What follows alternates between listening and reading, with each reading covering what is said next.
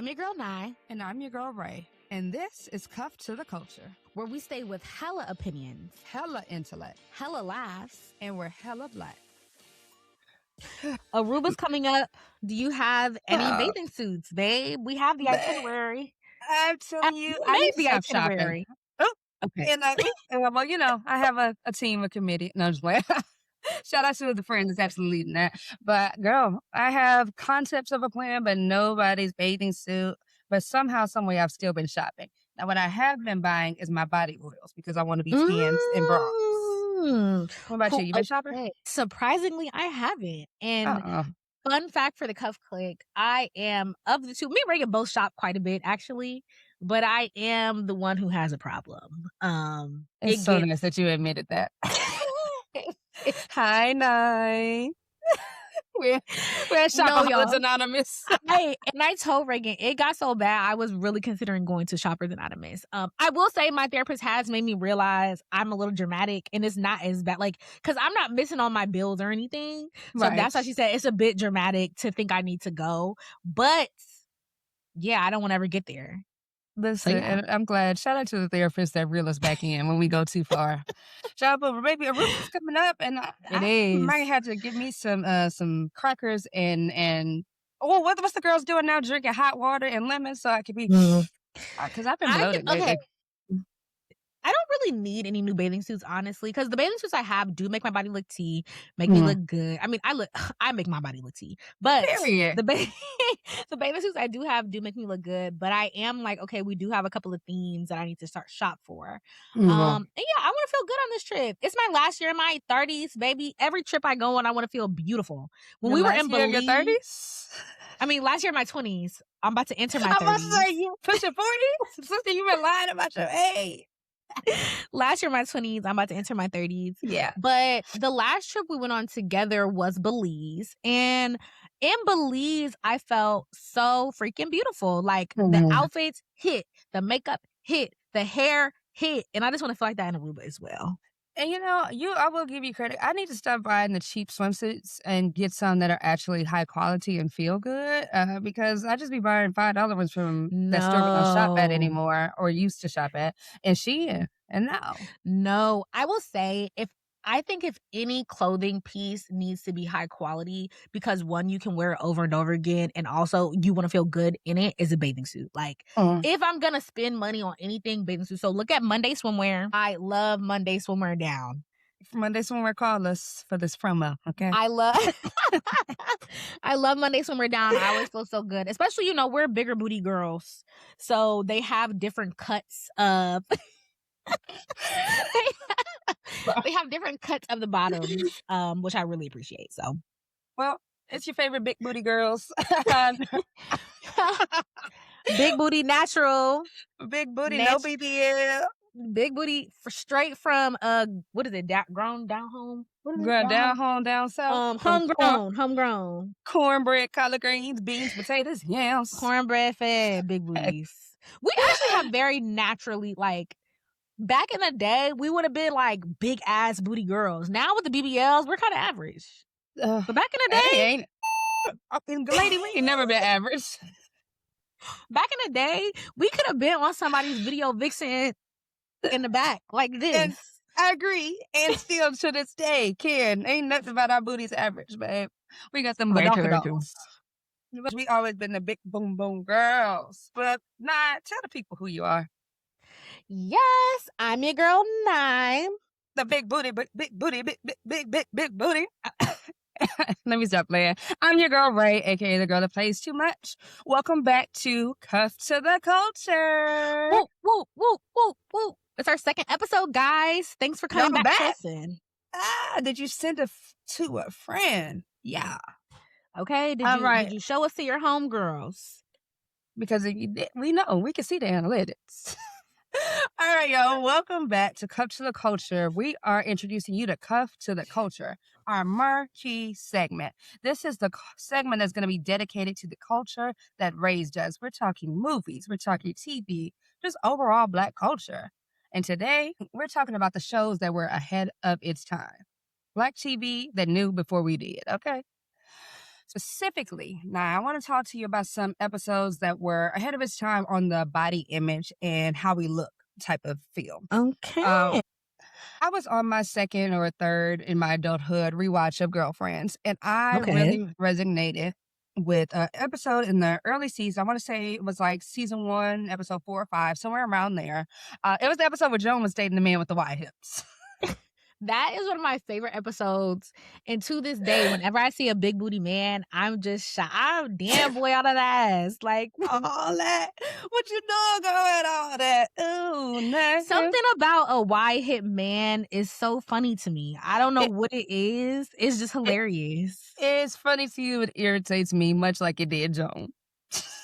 But we all were focused on that part of the episode. And I think there was something I watched like on my third or fourth, however many times rewatch that I picked up on. It was Toni kind of illuminating some early colorism. So yes, I remember that.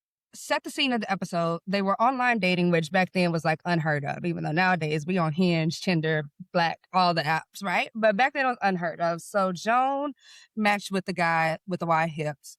Lynn matched with this Rasta man that ended up flaking on her. And then Toni matched with this billionaire with a house in Malibu, a yacht in Croatia, all things. But when he got there, she saw that he was very dark skinned. And she was like, not going to work. He's too Black. Yeah. So the girls were on her head for most of the episode because what do you mean by that? Like, girl, you're also chocolate. Maybe not as dark as he was, but you're pretty chocolate as well.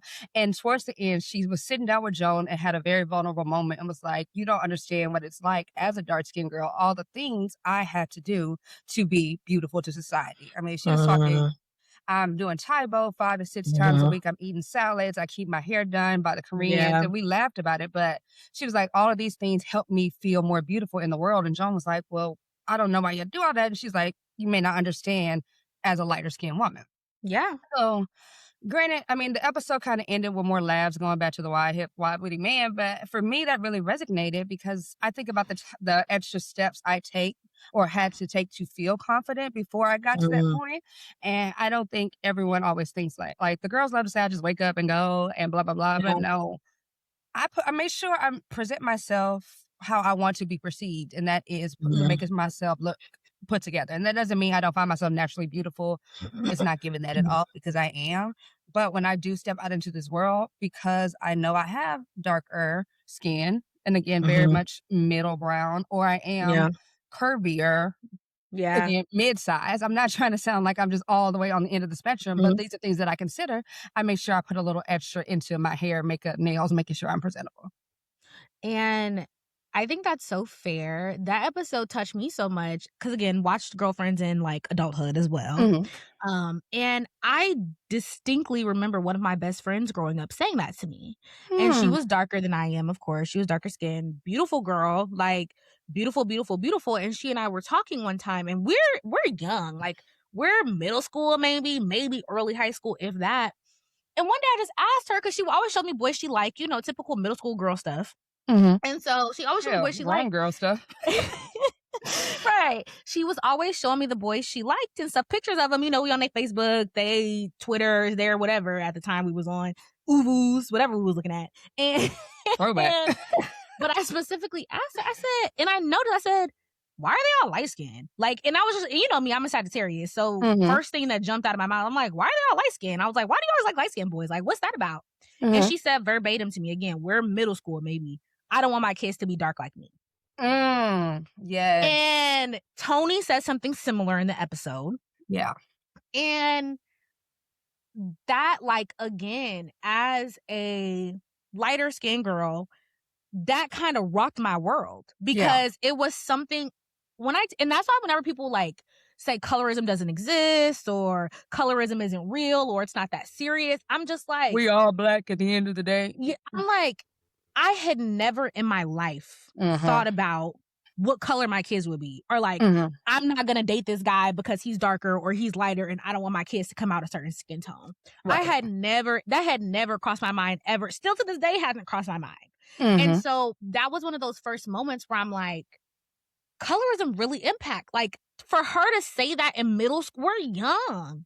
for her to be thinking about that early was just so mind-blowing to me. Mhm. And after that, I was just always so, like that was so sad to me, like, truly for her to not, because I thought she was so beautiful. So, it was Mhm. one of those things where my family, we have a bunch of different shades in my family, like, Uh, I have aunts who are darker, aunts who are lighter, uncles who are darker, uncles who are lighter, like, that's what happened when you got different baby daddies in the mix. uh, But but well, I had always seen dark skin as beautiful because my grandmothers, my aunts are dark skinned, and I just think they're the prettiest women in the world. And mhm. so I had never conceptualized, like, oh, it's a real difference out here from how people are Yeah. treated and how they feel about themselves. Oh, and honestly, that we need to do a whole colorism episode just talking Mhm. about it. And we'll add some levity. But I could say, growing up, I have two aunts. One is light, one is dark. Same mom, same daddy. It's just genes worked Mhm. out differently.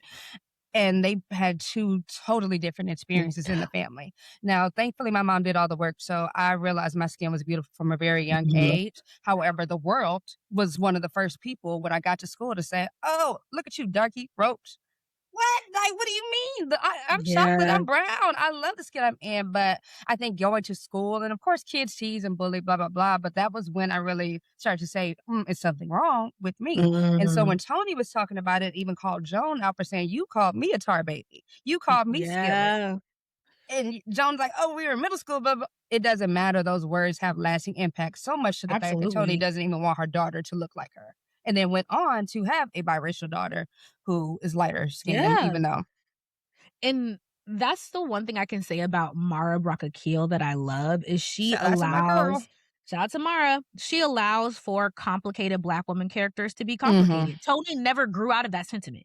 Like, Ever. it she never grew out of that sentiment, and that's the and I said this in a previous episode, some things we're just not gonna grow out of. Like, some Mhm. traumas and pains and things are things we're not going to grow from, and we're never Yeah. going to be cool with. Like, you know me, I have a complex with hair sometimes, and specifically my Ooh. hair. Yeah. Like, and so it's just, and I'm actively working on that, as you guys can see. I'm actively working on wearing my natural hair out. Right. Reagan called me out on that. Said you're Cups not in a the chat hotep for for none. real. Right. I'm gonna snatch her koofy.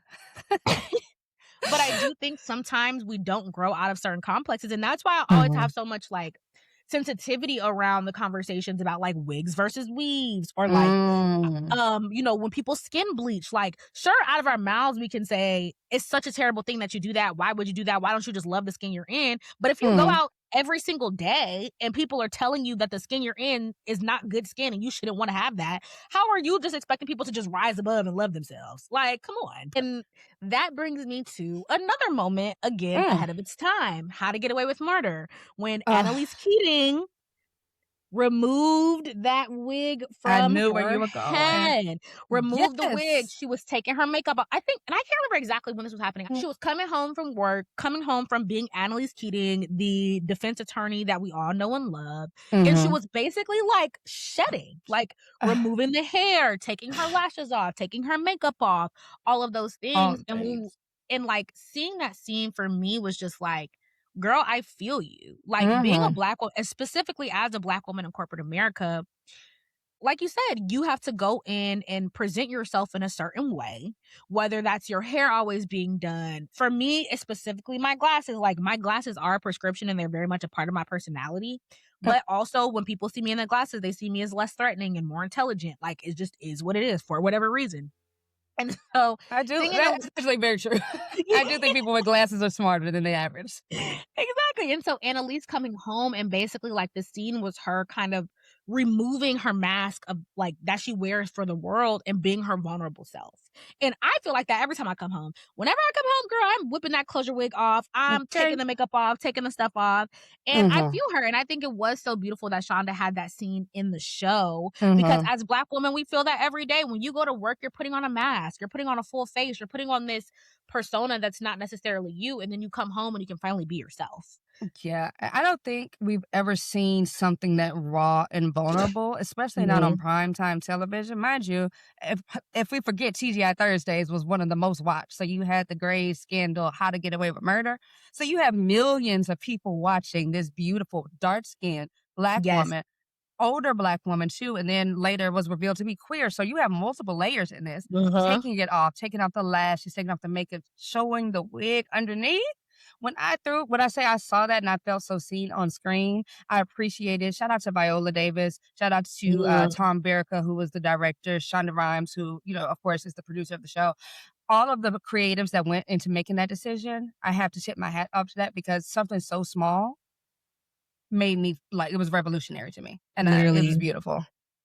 And felt very, very seen in her, like, as a Black woman putting a face on for these people every single day and just coming home and taking it off. And sometimes you come home and take it off and you're even more tired. Okay. Weary about the ways of the world. Yes. Another thing I felt seen on, going back to my namesake show, aka my alter ego, That's So Raven. The body image episode. We can't ahead of its time when Raven designed the beautiful dress. It was that green dress, and then the editor in the magazine photoshopped Raven's face or Raven's dress on a skinny body. Girl, yes. How dare you? How dare you? And then so Raven, of course, spiraled out. She went on a crash diet and then gave her that fire monologue at the end and was like, if you don't like my body, that's your fault. But I love my body and I'm beautiful. Woo! I don't remember how old I was when I watched it, but growing up as a chubby or curvy, I wasn't curvy as a child, but like a chubby girl, I also felt seen and also brought tears to my eyes at a young age. In fact, my mom used to make me rewatch that episode multiple times. Every time it came on rewind, I was like, girl. Then once we got a DVD, actually, I'm not even going to go there, but Mom, shout out to you because you was just doing what you could do. No, but it was such a necessary episode. And that's why I just love Raven as representation. Cause at the time, cause that was the heroin chic skinny time of the world. Okay. That was back when the girls, they was calling Britney Spears fat. They were any female, young, like teenage to early 20s star, they had them, she's fat, she gained a little bit of weight, look at her now, look how gross she looks. And I'm just like, for Raven to think about and I don't know if Raven suggested that episode or if someone else did, but it was so revolutionary because it was like, my body is fine the way it is, and I'm 14. Like, Raven was how old in the show at the time, you know what I mean? Like, you're 15, you're 16. What is your body supposed to look like at that age? Come on. Literally. And I mean, I have to give credit to her because whoever, even if she didn't come up with the idea, somebody wrote it, and you have people talking about the body. You're still like, this is still her real body. Like, it's not like she was playing a character and putting on a fat suit. So if you have people commentating about, oh, this is too big, I'm sure you'll start to internalize that. And she's spoken out about, the things she's been through, like coming up as a child star. So I'm going to give credit to her for also that level of vulnerability, and thank her personally for making me feel seen and represented. And if I remember correctly in the episode, the person who ran the contest, because basically what it was a contest. Reagan did a fashion design contest, and the person who was running the contest, because it was for a teen magazine, so imagine Teen Vogue but in Raven's world, and the person who was running the contest was a former model. And so to think that she went, and she was a grown woman at the time. So and by grown, I mean clearly 30s, 40s, 50s, even maybe. She had clearly not had her model body anymore. And so I think it's so interesting too how in the episode, and I love how they position that, is that somebody who was in the industry and is not even this small anymore, right? She was not a size 2. So somebody who's not even in that industry anymore is putting the harm back on these same young girls. Even the people in positions of power to change it and say, I felt terrible when people told me I was too big. Now I can make sure the girls that are in the magazines now are, all sizes and diverse sizes.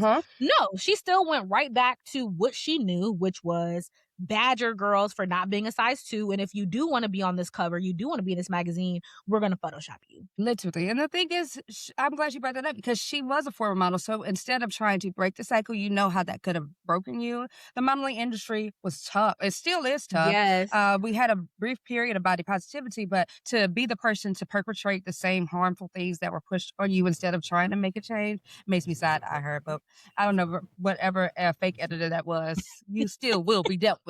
Because even remember in that episode too, the girl, the model who was the actual model, the size 2, she was like, I don't even look like the cover. Y'all Photoshop me. It's all fake. It's all fake. The modeling industry is a scheme that Todd set up. And speaking about models, yes, as a Sagittarius queen myself, we cannot talk about being ahead of its time before we talk about Miss Tyra Banks. Now, before the Cuff Clique jumps in the comments. Right. I'm Cuff Clique in the comments now. I saw the documentary. We know Tyra was a menace on America's Next Top Model. We know that, okay? My girl wanted to be famous. Wanted to continue to be famous, let me say. She wanted a top show. But what was ahead of her time was that talk show. And so we all know the episode where Tyra said, "Kiss my fat ass." And then you know what, Tyra? And you know what, Tyra? You were so wrong in so many instances, but you were so right in that instance, because that was back in the time when paparazzi would go find the most unflattering photos of people, the most unflattering pictures, catch them with their hoo-ha's out, coming out the cabs, the drunk girls. Then they will go. And I remember at that time, like back when the like tabloids, like the People magazines and people was reading them before we really got on social media, them tabloids used to be rough. And so they were dragging Tyra in those tabloids, calling her all types of fat, because it was a bathing suit. And I think it was like blue at the top. It was black at the bottom. Yeah. It was a one piece. And she was just a grown woman in a bathing suit. She was just a grown woman in a bathing suit. My thing is, the gag is, it was just a matter of switching the camera and lens or angle. And I'm not a photographer, so I don't understand the technicalities of it, but they tried to make it seem like she gained like 40 pounds in like 2 months, which is unhealthy and all borderline impossible. Blame somebody else. Yeah, I just wanted to talk about my girl, and she was revolutionary for that. Yeah, Tyra was revolutionary. It was ahead of her time. And I just think it's so interesting, too, is that a lot of those bodies that people were aspiring to, when Tyra and Kimora started modeling, they were 15, 16. Like, they were children. Babies. Yeah. They were children. The bodies you wanted them to have at 30 is like, you're not going to have your 15-year-old body at 30, bro. You're just not going to. You're literally not going to. And if I may, I'm going to give, from a PR perspective, I will give Tyra her things for owning her narrative on her own platform, because I think before, like, the PR responses were very polite and maybe issued a statement or tried to, go and do a new photo shoot of her looking skinny to kind of correct the narrative. Yeah. She said, no, I'm going to talk to y'all directly on my show and tell y'all exactly where you have me messed up at. And for that, I have to give Tyra her tens with her crazy tail self. Okay. Tyra came out and said, "Kiss my fat ass." And like you said, and smacked it. And smacked it. I was like, no, because a couple 10 years down the line, everybody's getting BBLs. Let's be clear. BBL Drizzy. BBL Drizzy. Ooh, I kind of ate that note, didn't I? All right, Clique. But the thing is, none of these conversations are new. They're the tales as old as time, same song, different singers. But now it's like we're grown. Whereas we were watching the people make these crazy decisions, we're now in a position to make them or not of our own. So how far are we really willing to go? And now we're finna get into it with, is skinny worth the sacrifice? Yes, guys. So, okay, y'all, this is Let's Get Real, Sis. And this is our segment where we dive into topics that are a bit more serious. We may have a laugh, but the goal is always for us to think and examine. So let's get into it, and let's get real, sis. Is skinny worth the sacrifice? So recently we've seen Ozempic take the world by storm, and with that, it has stirred up a lot of discourse around our bodies, what they look like, what they feel like, and how quickly they can change now. So just to give you guys a short timeline, in 2021, Ozempic/Wegovy was FDA approved for weight loss. And those are both semaglutide products. In 2022 was when we saw the rise of celebs and influencers using semaglutide products for weight loss. And then views for TikTok videos tagged with hashtag Ozempic increased from 2 million views in 2021 to 1.2 billion views in 2023, which is a huge jump. And in 2021, Ozempic didn't even break into the top 20 of the best-selling drugs worldwide. By 2023, it would rise to 3rd place. And so if you have seen or felt discourse about weight, about losing weight, seem to spike in the last couple of years, you are not imagining that.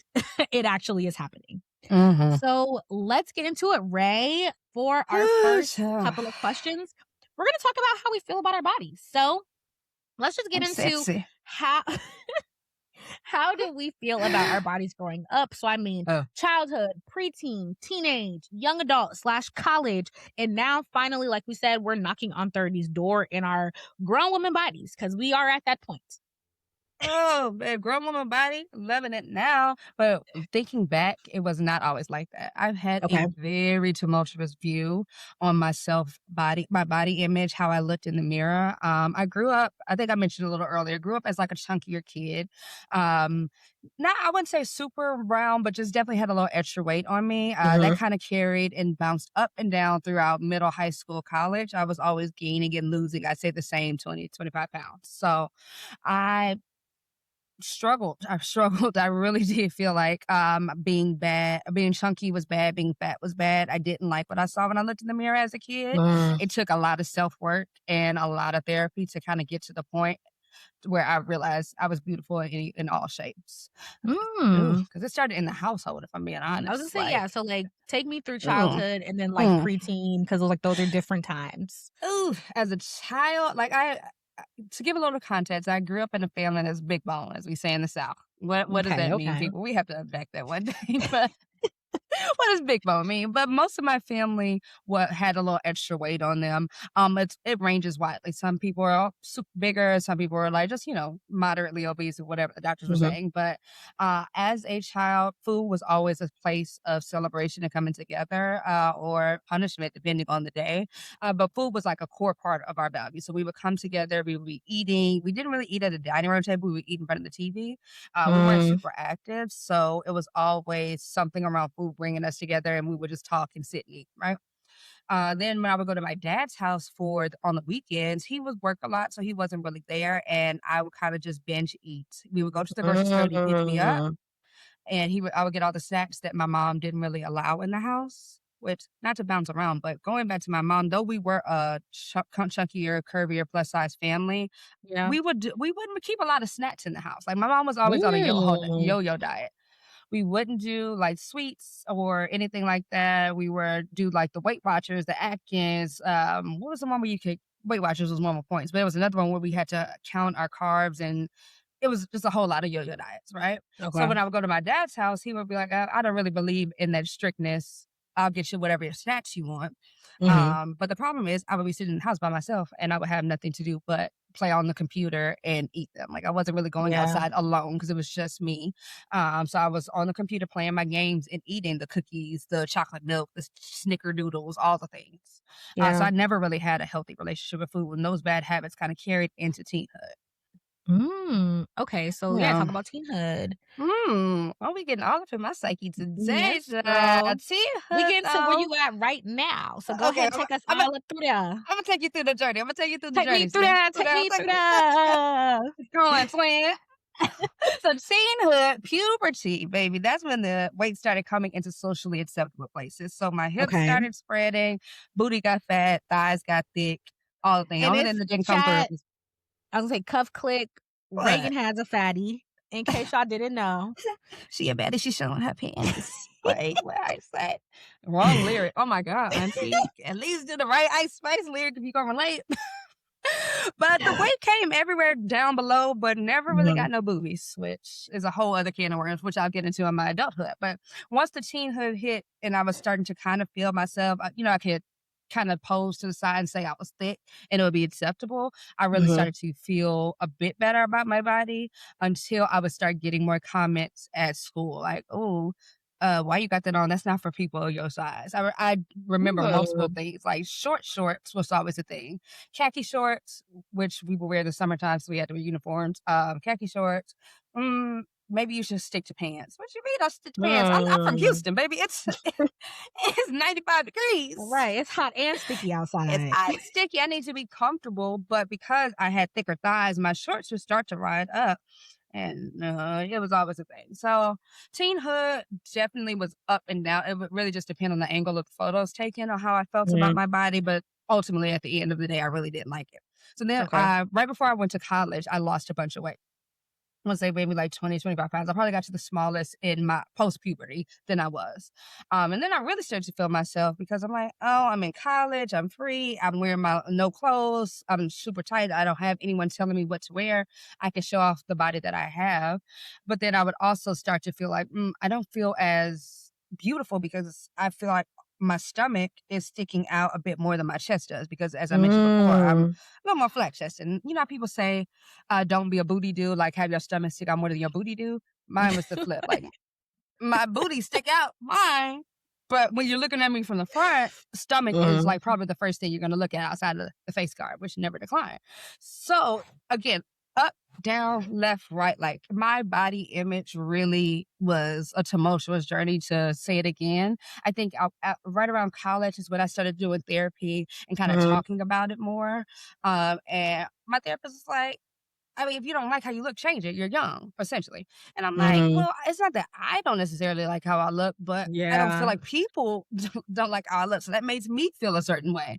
Yeah. And I wish back then I could have just told myself, girl, you are fine. You don't get the fat booty without a little fat around the midsection. Like, yeah, you could tone and work and do that, but you got it. Like, you got it, girl. And then I look back at pictures of me in college or even high school, and I felt like I was huge, and I was not. And so I just wish I had a little more compassion with myself. But now, as an Okay. adult, I look in the mirror and be like, what man can say I look in the mirror, I'm madly in love. I mean, Period. but that was Okay. my lore sister. What about you? Come Yes. on, tell me a little something. Yes. So I will say growing up, I honestly didn't have much body image issues, and mainly because like childhood, I was a pretty average sized kid. So aside Mm, from yo mama, you fat, you ugly teasing, like I didn't yeah. really get, normal kid teasing. I didn't really get much conversation about my body, about my body type. I do always remember very distinct things, which I don't think is necessarily body type, but like, okay, if certain people are in the house, make sure you have clothes on. Like that's always a thing Mm, in Black households. But which again, shall nothing be unpacked later. Tell Uncle with Leroy to stay his nasty behind at home. No offense to any Leroys out there. Sorry. Yeah. so it was always that type of thing of more so like put clothes on when, men are in the house and stuff like that, but never anything directly attached to my weight. So Mm, like elementary school, I was fine. Middle school, same thing. Usual kid teasing. High mhm, school, of course, girls, we go through the I'm so fat phases again, but mhm. just normal puberty, gaining weight, getting bigger. Okay, Then good. college, of course, well, not of course, but I had a terrible situation, terrible boyfriend, partner, whatever you want to call it. And he, of course, was just emotionally not nice and, Mhm, and say all the things. And so that was kind of one of the first times I felt like I was big, but I really wasn't. Again, looking back at those pictures and back at those photos, I was not a big girl. So right. I did lose quite a bit of weight just dealing with him and feeling very insecure about myself Mhm. and just in general. So I don't even think it was directly like, I need to lose weight. It was just I was sad about him. And so you know how Was that that go. that's what I was gonna ask, was it he made the comment, so you started working out, or what, did you fall into, like, a mini depression and the weight Mini loss came from that? depression, just Mhm, sad, just literally sad. mhm. Yeah. Oh, wow. Sad over a man. So I lost quite a bit of weight then. I definitely noticed a difference in how people treated me and how like his friends treated me and stuff at that point. But Mhm. then once I went to that was freshman year. Once I went into sophomore year, I didn't care about none of that. So Right. again, went through Okay. college pretty much not really feeling much about my body. I am in a sorority, so I would say being online with my line sisters, I kind of thought about my weight, but that was just again, you're in close proximity to so many women and so many different body types. Of course, that naturally just like comes up like, damn, I'm not as Mhm. small as her, or I'm not as skinny as her, that type of thing. But again, nothing major. Yeah. I will say the major moment for me where body image became a thing was when I moved to Los Angeles. And so moved to Ooh. LA right after Mhm. college. And that is when I felt like candidly, like, oh, a privilege I had in Mhm. DC where we went to college, in Atlanta where I'm from. I don't have it here in LA because I'm not the beauty standard because I'm bigger than a size Mm. 2. And so coming to LA was Woo. the first time I really was like, I'm not like I'm not beautiful here. Like at Mhm. least not as beautiful as I've been in other places. Like Yeah. I'm not seen as the beauty standard here. And that was very difficult to grapple with. You sister, you And hit the nail on the head and breaking up some memories in me. Oh. like that really kind of messed my head up when I first Yeah. moved out here. And I had to really unpack that because Mhm. again, coming from DC, coming from Atlanta, my body type was pretty much always desired. I had never had any issues dating. I had never had any issues like feeling attractive, feeling beautiful. And then I came here, and granted, this is all from a very male-centered lens, but at the time, I was fresh in LA. I was 20, 21, Right. 22. So That's okay. Like, so I don't think it's anything wrong with wanting to be desired by the opposite sex. I don't think that makes person male-centered. same, yeah. So when I came out here, I went through quite a bit of emotions around that, Yeah. and feeling like I wasn't the beauty standard. Then I got into another relationship. Reagan was there for that, and it wasn't it wasn't a terrible relationship, but it just wasn't for me. Like we weren't compatible. And so after that, I'm a revenge body girl. I'm oh, you leaving me or I'm leaving you, and it didn't end how I wanted it to end, and I'm gonna get in the gym and be the baddest I can. So I did start a fitness journey. And I will say at the beginning of that fitness journey, it was about what I look like, but then it did turn into something very healthy and more so surrounded about my health and less so about what I looked like. So that's kind of whatever the kickstart was, we happy that health and wellness is it. Okay. yes. It got you to where you needed to go. Yeah. And I will also add, I was never an athletic girl. So same as you, I was very like sedentary. Like I did not go to the gym. I did not work out. I was not a sport girl. So I did not start any type of fitness, anything quite literally until my 20s. Yeah. Yeah. Man. And moving to LA, just once you said that, I literally just might have zoned out for a bit because I was just reflecting on all the perils of LA. And for me, LA was a lot of things, did a lot to hinder my self-image and the work that I built up. And it was the weight part of it. It was also color for me. It's also hair texture. I mean, honestly, in LA, if you're not white or biracial or racially ambiguous with a 3A hair texture, it's slim for you, You're babe. not the beauty. You're not the beauty standard. Get out of here. Like, this is LA, Los Angeles, Hollywood. And I mean, not everywhere, of course, but specifically that Hollywood bubble that as a transplant, you kind of move and immediately go to. And then, of course, we both started hanging out in the more historically Black areas, the Laderas, the Inglewoods, and that changed. But specifically when we moved, I can tell you a time I went to this club in Hollywood. Oh, club in Hollywood sounds like it sounds like a horror story already. Like looking back, I wouldn't have done it, but I moved out for an internship, and this was before you moved because me and Annalise started living together. I think when she moved out, I moved out earlier for the summer. I had an internship, so get there. Maybe first couple of weeks, me and a couple of girls from the program and the internship were like, we're gonna go out, so we get all dressed, we get cute. Ooh, we got our heels on. We hop out of Uber. Mine of us like 6 of us in a 5-person Uber, but whatever. We young, baby. It's time. Get up to the front door. The bouncer checks IDs. The second bouncer was taking the money. Second bouncer looks at me, looks at the group. It was like, well, the cover is $20 for you, you, and you. Points at me and $50 for you. And well, $50 for me. Why? Like, what do you mean? Like, I'm kind of flustered and I'm like, huh? What are you talking about? We just like a certain type of look in here or something to that effect. And then he kind of looked at me up and down. So I immediately knew it was about my weight, body versus like other things I mentioned earlier. Yeah. And I froze. Like I just immediately shut down. So the couple of girls that I were with were like, well, that's not really fair, but oh my God, whatever. Should we just split it? Like we'll pay the difference. You don't have to worry about the extra. I'm like, ain't no paying no difference. Paying the difference. This man just called me fat, ugly, and obese and said I gotta pay twice as much as y'all to get in the club. Well, but I'm not saying this. This is what's running through my mind. What's also running through my mind is I'm with these new girls I just met. Oh my God, this is why people don't want to be like, am I gonna lose friends? Like, how do I react? What do I say? Thank God one of the girls I was with, shout out to my girl, spoke up and was like, absolutely not. Period. If you're not letting her in for the same price, none of us will come in. You don't know what you missed out on. And she kind of went off and turned up on the bouncer. Period. She's crazy girl, so I love her. And just made me feel so seen in that moment. So I always will give her flowers and champion her for that because you don't know what that did for me. Yeah. I think everybody has the perception of, oh, if I'm faced with injustice, I'm gonna go off. And sometimes when you get in that moment, you may actually freeze. You're embarrassed. It's I'm embarrassing. It's It was like embarrassing. humiliating because you're trying to humiliate me. Mortifying, You yes. won. I'm humiliated. Right. Like, Now I'm finna and go cry in the car. It's a humiliation tactic. It's what it is. And the thing is, you don't need to tell a big person that they big. Like, you okay. don't need to tell anyone anything about how they look. We all look in the mirror every day. I will hopefully every day with the Exactly. brush of your teeth. But you look in the mirror, you know kind of what you look like. And yes, there's body dysmorphia, but I don't need a reminder that I'm chunky or thicker than the rest. I know that. Mhm. I know when I tried to squeeze into my homegirl size 6 jeans. And so I didn't need that reminder. It just made me feel so Yeah. small. But that's just one of many times in LA where I just felt like I'm not the beauty standard here. Mm. And unfortunately, it's certain neighborhoods and certain areas that you feel it a bit more. And that's why the LA club scene is dying currently. Mhm. Live in LA right now, it's dying. But okay, so I do have another question. Okay. Was there a specific moment, so photo, comment, you looked in the mirror, anything like that, where you Mhm. first saw your body critically and not neutrally? Like where you looked at yourself and said, oh, more critical and rather than like, this is just what I look like.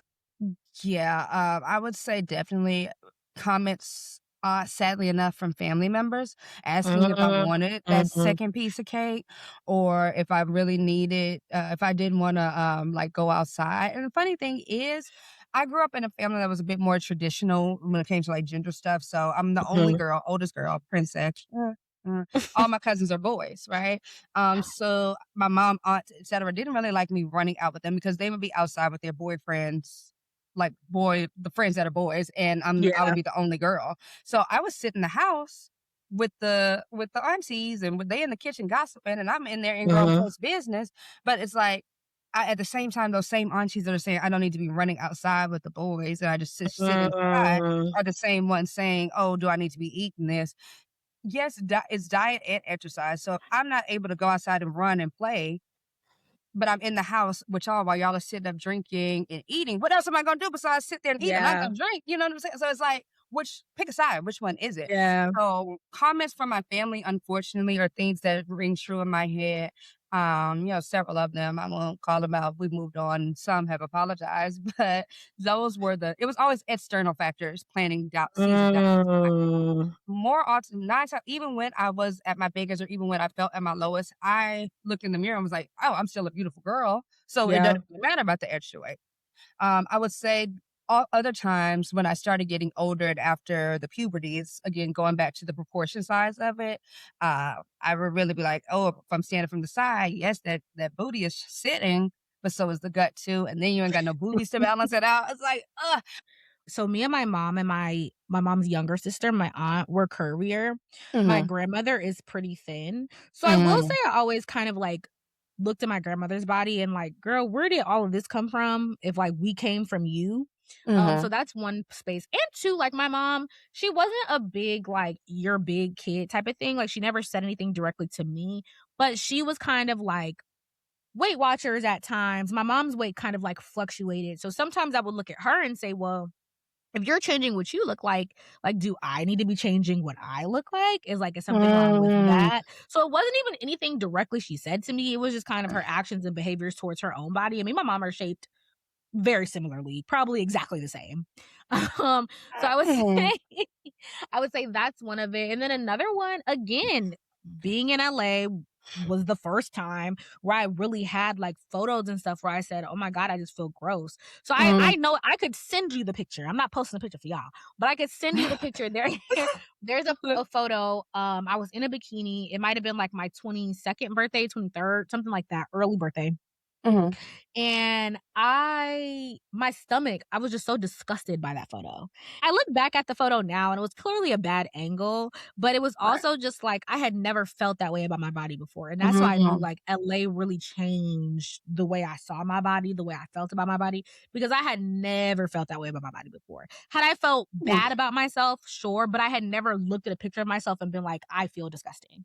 And that is kind of the picture that kicked off my fitness journey.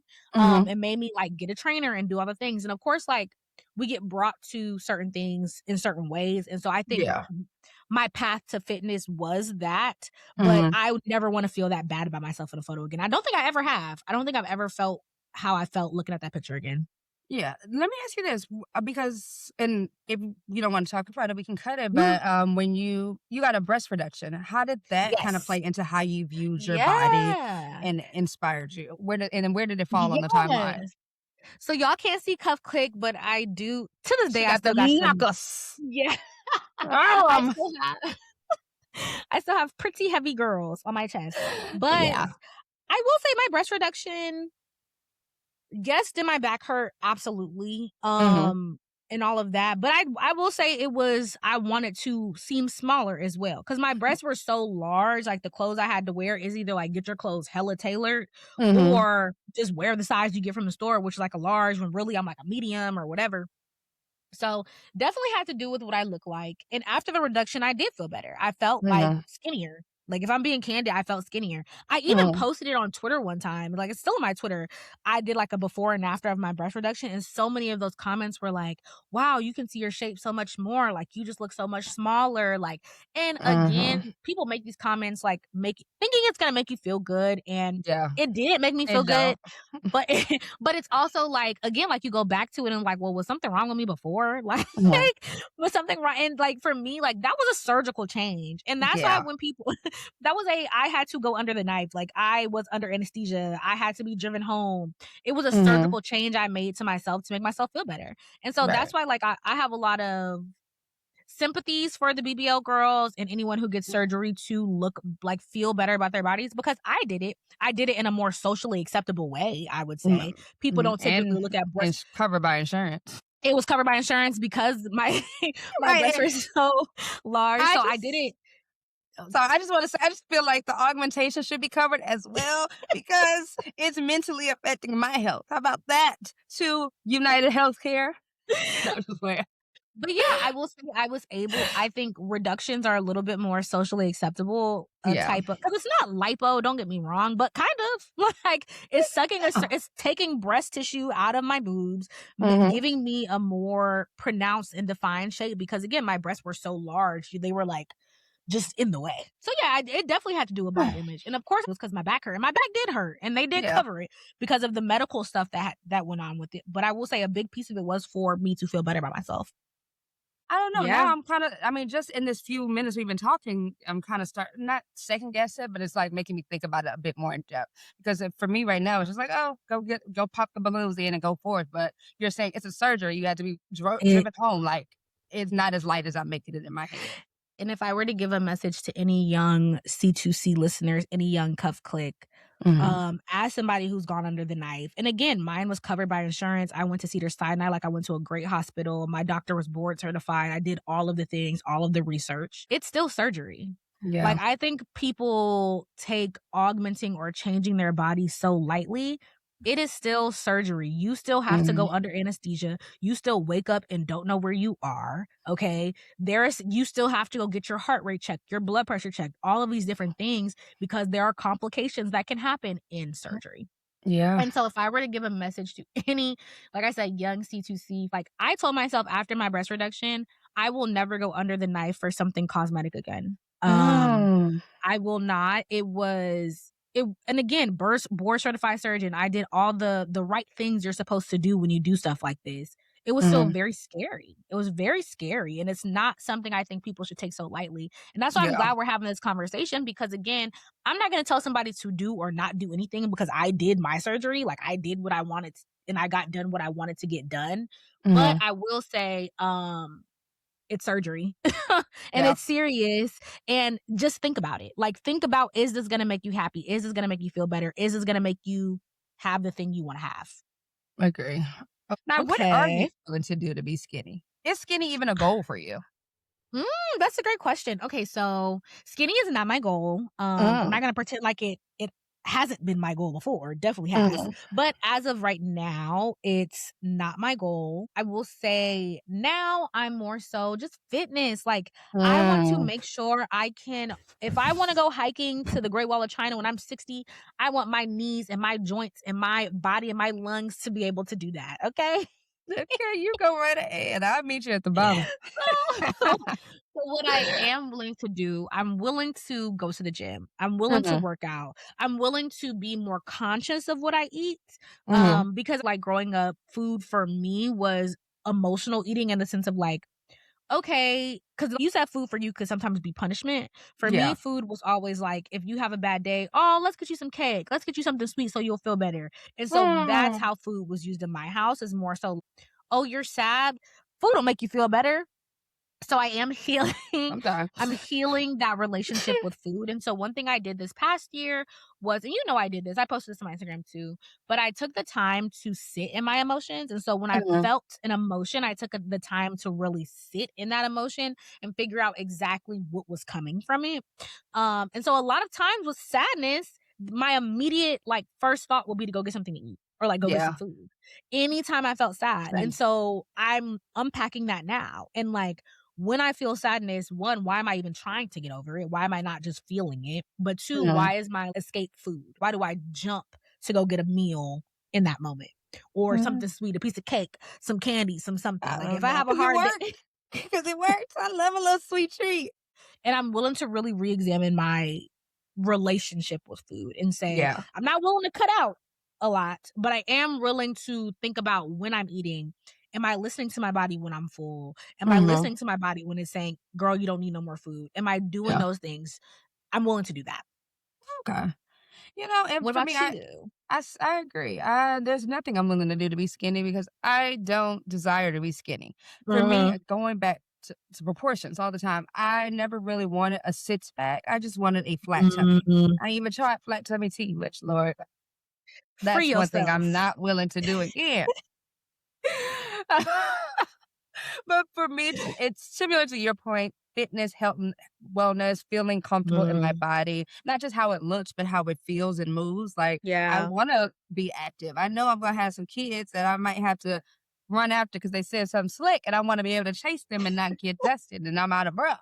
I need to be able to grab them up and say, "Who are you talking And to?" we're going to unpack that as well, But I sister. don't believe in physical discipline. You know, I'm not gonna pop them, but I just need them to know, like, I can get to it. I mean, I wanna run with them, be outside, Yeah. playing around. Like, I am willing to do the things that are necessary to keep my body moving and nimble, flexible. Mobility is mostly important for me. So for me, that looks like yoga, that looks like walking, that looks like taking the time to stretch every morning and evening so my joints don't Yeah. lock up. Because at one point I'm struggling to get up and I said, "Whoo," when I stood up and I said, "Wait a minute, I'm a ripe 26 years old." At the time I was 26 years I old, was right? like 26. Right. Let me have that. Not all of us are knocking on 30's door. Ain't nothing wrong with aging, y'all. You know, we make a lot of jokes, but we look forward to it. Y'all know my Yeah. favorite movie is 13 going on 30. I look forward to my 30's. Um, but yeah, I will do what it takes to be healthy. But as far as like being skinny, whether the Yeah. weight comes or goes, as long as I don't gain too much, I'm fine with how I am. I also, and I'm gonna ask you what you are not willing to do soon, but Okay. I also think specifically about being skinny, like I also just don't think everybody is meant to be skinny. Like Oh, my body type, my head we size, got big heads. We do not need to be skinny. Like you end up looking like a lollipop, girl. No. like I just don't think my phenotype fits skinny. It just And don't. that's It the just problem with don't. Ozempic now. Everybody's not meant to be skinny. Y'all look, some people look crazy. Yeah, some people are just not meant to, and I just think I'm one of those people, like, I was never meant to be skinny. Like, Yeah. I always envision, like, perfect body type for me, like, Takara, America's Oh, Next now Top Model. You know what I fine is mean? fine. Exactly. Fine, fine. I wanna be stacked. I wanna be a brick house, okay? Ow. Yeah. I wanna be stacked. But, okay, next Mhm. question. What are we not willing to do to be Uh, skinny? starve myself. I am a Southern woman. I like to eat, and don't get me wrong. Yes, I'm working on detaching food from emotion, good or bad. Mhm. But there's nothing like sitting down with the girls or a cute guy, whoever, sitting down for some food, some fellowship, good food, good drinks, and Yes. laughter. Like, I can't imagine not eating or only having a side salad with no dressing and drinking a sparkling water. Kill me now. No, give me the appetizer. Give me the entree. I want to try some of yours. I want I to nibble want on both. that. I want both cocktails. Yes, both of them with the sugar. You know, I try to cut back on the sugar on the cocktails for hangover purposes, but babe, it's never bad enough for me to be drinking a vodka soda. I'm so sorry. I'm not. No matter how much lime you squeeze in it, I don't want it. No, I fully agree. I think I love food. Not even I think. Yeah, I know. I I know. love food. Y'all, and shout out to the people who have the discipline for this, but baby, I'm not eating 1 cup of brown rice, 2 cups of broccoli, and a piece of boiled chicken for the rest of my Wait, life to be skinny. were you on the sweet potato and ground beef TikTok side too? Yeah, and I don't mind a healthy meal every once in a Right, while. Not only that, I don't mind a healthy meal that's good, but right. what I'm not gonna do is cut out all the goodness of my life to be skinny. I enjoy food too much for that, and some people don't like food like that, and that's fair. Mm-mm. I If love you're a it. super picky person anyways, you don't like a whole bunch of different things, then by God, eat your boiled chicken and your 7 green beans and go Mm-mm. crazy. But I love as for food. me I'll as for travel me for and my food. literally, as for me and my household, Yeah. eat, drink, and be merry. Food makes me Oh, happy. yeah. Food makes me feel good. And one thing I Mhm. realized too is I don't have to necessarily sacrifice taste for health either. Like, that's Mhm. the other thing. Why are y'all eating this chicken and it don't got no seasoning on it? Seasoning don't got Thank no calories. you. Thank you. Why? Why I can't don't your wanna boiled hear it. chicken have some seasoning on it? Like, why are you? Because to Why me, can't you grill the chicken? it Sorry. seems like people sometimes like I don't know. I just feel like you don't have to kill yourself to be healthy. Like You you can don't. enjoy good food, you can enjoy good things and keep it pushing. So yeah, I'm not eating like a bird to be skinny. And I'm if also not working out crazy. oh, not true. I'm not doing all them hit classes and working out 7 times a week plus the cardio in the morning. I'm not doing all of that. I'm And sorry. you know thing, I'm not doing hard 75 or 75 hard either. What you mean 2 workouts a day? One of them has to be outside. 2 a day? I have a full-time job and a podcast. Yeah, like You know. I guess to wrap it up, like I'm not going to extremes Mhm. to be skinny. That's a good way to wrap it up. I'm not going to extremes. I'm gonna do my regular workouts 3-4 times a week. I'm going to Mhm. eat healthily, have my Brussels sprouts and my honey garlic chicken, okay, and Yeah. my mashed potatoes. And that's a Ooh. healthy meal for me. You know what I It mean? is. Like, and there's the Sam PCOS who does fast food, but the healthier version has Yes. so many. Shout out to her. Has so many great recipes. Once I learned about them blackened chicken tenders at Popeyes, and then the side of mashed potatoes only has like 110 calories, or whatever. Baby, I'm good. I Yeah. would enjoy. Okay, I would be very happy with that, and I'm still having a flavorful meal. It's Exactly, but yeah, possible. I'm not sacrificing taste. I'm not and Mm-mm. also like we fellowship over food. Me and Reagan and our Hello. friends, We baby, gonna go to when dinner. when the men be arguing talking about something, y'all don't get this out with your homegirls. Who don't? Who? Who? Who don't? And I Because would baby, never. Go me and ahead. my homegirls will run it up. Okay, Okay. cocktails, all the entrees and a dessert. Wrap it up. So To I got go. a little something to go. And that's what I was about to say. I'll never be the bird to post a receipt or do anything like that and be like, look what we go out and we have a ball, honey. Yeah. Okay. We getting a little bit of everything. We have a little Yeah. sweet treat. We have a good time and we have laughter over it. Ain't nothing wrong with Yeah. it. So Mm-mm. I'm definitely a fellowship over food type of girl. So I'm not sacrificing that because I think too, like you say, even just sharing with your friends, it's the Yeah. camaraderie in the, ooh, let me taste that. Ooh, what we getting today? I'm not going to be like, Exactly. oh no, y'all, I'm just going to have the salad. Like, boring, wrong Boring. answer. No, I don't want none of your. You want some of this? No, I want no salad. I No. want you to order the pasta so I can match it with my steak, and Okay. then I can have some of your lobster over there. Crazy So damn yeah, girl. not willing to go to any extremes to be skinny because Mm-mm. I don't want to be skinny. No.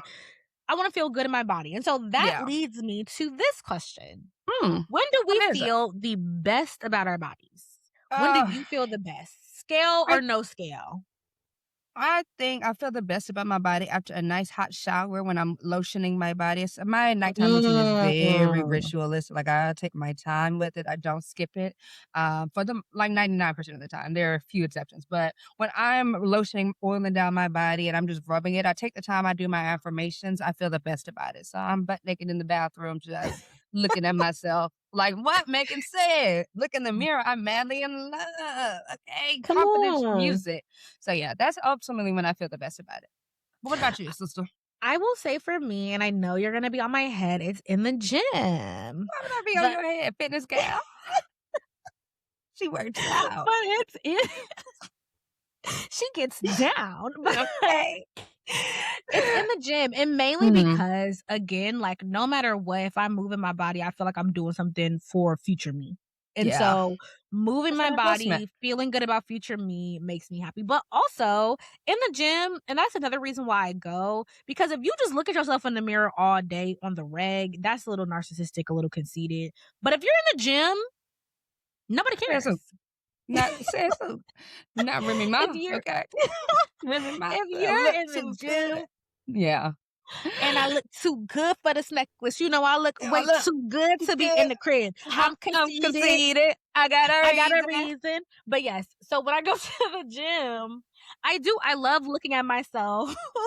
I love looking at my body work out. I love looking at myself lift. I love seeing my Mhm. muscles move.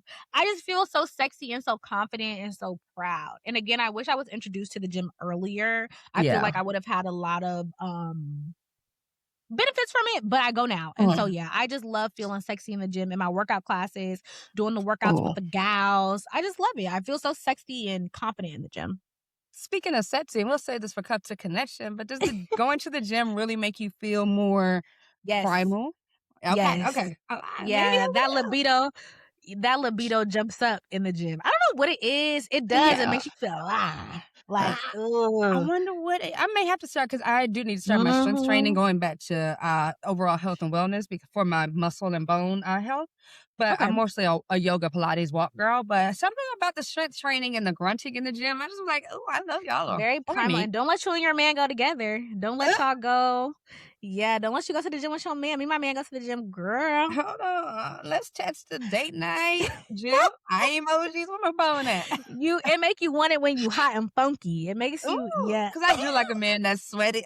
Anyway, we on topic, girl. All the pheromones. Yeah. Let me come back to this Okay. podcast segment before I call that man. Go ahead. But yes, so final question so we can wrap up for the cuffed click is. Click, And click. we want you to think about this question as well, cuff click, because that's the whole point of this segment for us to examine, not to Mhm, lecture, but to examine. mhm. So, do you think you'll ever fully make peace with your body, or is it always going to be a negotiation? We both have talked about moments where we felt good, where we felt bad about our bodies. Specifically, moving to Los Angeles was both a culture shock for both of us about our bodies. Mhm. And so, do you think you'll ever fully make peace with your body, or is it always going to be a negotiation? That's a really good question. And I'm sitting here thinking about it. I mean, it's kinda hard to answer fully because I would like to say, "Yes, I will," but I don't know, but my gut is still saying yes because as I've gotten older, I've become more and more at peace and in love with my body. Mhm. I know the things that it's been through and carried me through, so as I continue to age, I can only think of more things that it will do, especially Mhm. thinking ahead to whenever I have children, that ain't no time soon, but when I do, if I'm able to bring life into this world. I can't imagine looking in the mirror and not Mm. seeing like stretch marks, for example, knowing what those stretch marks gave me, especially when I hear people Yeah. talk about motherhood and how that overwhelming sense of love kind of takes over. So if all I gotta have is a few stretch marks and I have this beautiful little child, I'd like to think that it would balance out in my head. Yeah. Um, but then also what I look forward to about getting older and why as much as I like make little jokes and here and there, I don't have any there's nothing wrong with getting old to me because when people get older, they stop caring. Like Yeah. I love the elders, the 60, 70, 80 year olds that just say whatever pops in their mouth. Like they don't care. They say you live long enough, Yeah. baby. You just stop caring about certain things. So yeah, I think I will, as I've gone from childhood to teenhood, adulthood, and Mhm. further. I think I will continue to just love my body and appreciate it for all that it's done for me. Yeah, and I So, feel the same way. I think that right now I'm in a phase where I'm pretty at peace with it. mm, I do think, like, having children will make me probably go back to a negotiation space where Imma have to mm, kinda like you said, like, "You brought life into this world.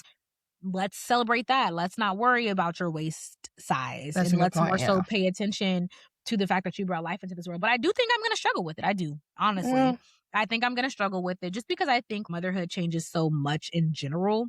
So I uh-huh. know my body being changed on top of all the other stuff is gonna be like, "What the heck?" Yeah. That's So fair. yeah. But say in the same vein, I do think as I've gotten older, like I've just again I've cared less. We talked about that. Before Mhm. I was in the gym for to be the best Vanity. looking I could be, vanity. And Yeah. now I'm in the gym to be the best feeling I could be. And so my thoughts have shifted even in my little short 20s time span that I've been in my 20s, which is 9 years at this point. Shout So out I to that do frontal think cortex. okay. So I do Uh-huh. think I will continue to grow in love with the person that I am, Oh, in all of her facets, at all of her weights. I think what I've really focused on is more self love recently than self confidence. I think I was always a pretty self mm, confident girl, but I had to that's shift my focus. oh. Yes, I had to shift my focus to self-love because self-love to me specifically is even if I'm not feeling confident today, I still love myself. Like even if Mhm. I'm at my highest weight I've ever been at, I still love myself. I may not be too Mhm. confident in it, but I love myself. And I had to shift my whole thought process to that.